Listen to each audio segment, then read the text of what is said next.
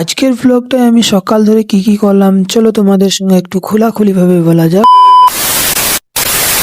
So hello everyone, আমি রাকিবুল। তোমরা সবাই কেমন আছো? আশা করছি ভালো আছো। তো আজকে আমি মাঠের দিকে একটু কাছে যাব, তাই ঝুড়িটা আর ফাওড়াটা নিয়ে আমি বেরিয়ে পড়েছিলাম মাঠের দিকে যাওয়ার জন্য। তো মাঠের কাছে চলে এসেছি, দেখতেই পাচ্ছ। আর এইখানটা একটু পরিষ্কার করে রেখে দিয়ে গিয়েছিলাম, কারণ এইখানে সবজি লাগাবো, তার জন্য আর কি ফাওড়ার সাহায্যে এই মাটিগুলো কপিয়ে রাখবো, মানে চুটিয়ে রাখবো আর কি। তারপর মাটিটা চুটিয়ে একদম ঠিকঠাক করে নেওয়ার পর আমি এক ঝুড়ি ঘাস কেটে নিয়েছিলাম। তো ঘাসটা নিয়ে আমি চলে যাব ঘরের দিকে। তো চলো ঘরে যাওয়া যাক। তো ঘরে এসে হাত মুখ ধুয়ে আমি একটু ভালোভাবে রেডি হয়ে যাচ্ছিলাম, কারণ মা আমাকে বললো যে হাট আনতে যেতে হবে, তার জন্য আমাকে 100 টাকা দিয়ে দিল। তাই আমি আমার কেটিএমটাকে নিয়ে বেরিয়ে পড়লাম হাট যাওয়ার জন্য। তো আমি এখন চলে এসেছিলাম হাটে, আর হাটে এসে অল্প কেনাকাটা করে আমি চলে গেলাম আবারও ঘরে। তো ঘরে আসতেই মা আমাকে দিয়ে দিল রুটি খাওয়া কমপ্লিট করে কিছু ডকুমেন্টস একটা ক্যারি প্যাকেটের মধ্যে ভরে আমার কেটিএম বাইকটাকে নিয়ে বেরিয়ে পড়লাম ডাঙ্গাল দিকে যাওয়ার জন্য। তো সেইখানে আমার কিছু কাজ আছে, তো চলো কাজটা করে আসা যাক। তারপর আমি চলে এলাম আমার একটা মামার দোকানে, সেখানে আমার একটা বন্ধু